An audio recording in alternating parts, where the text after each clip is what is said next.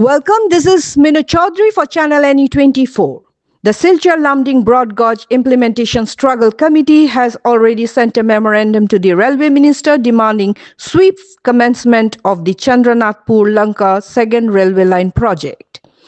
As a part of their plan to distribute copies of the memorandum to MPs from the Barak Valley, a delegation met the Rajya Sabha MP Sushmita Dev today and submitted the memorandum. The committee members highlighted the importance and necessity of constructing this second railway line. MP Dev assured them that she would raise the demand in Parliament. It is worth noting that the Railway Department had previously conducted a survey for the construction of the Chandranathpur Lanka railway line, though the report had not yet been made public.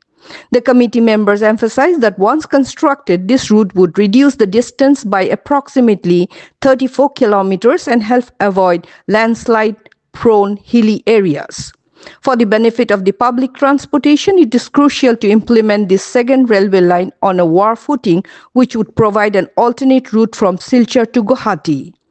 To expedite the project's implementation, Professor Ajay Roy, a key convener of the Struggles Committee, called for a mass movement. The delegation that met with the MP Sushmita Dev included Professor Ajay Roy, Malay Bhattacharjee, Prabir Roy Chaudhary, Dipankar Chandal, Shubrata Nath, Nakul Ranjan Pal, and Bijit Kumar Singha, among others.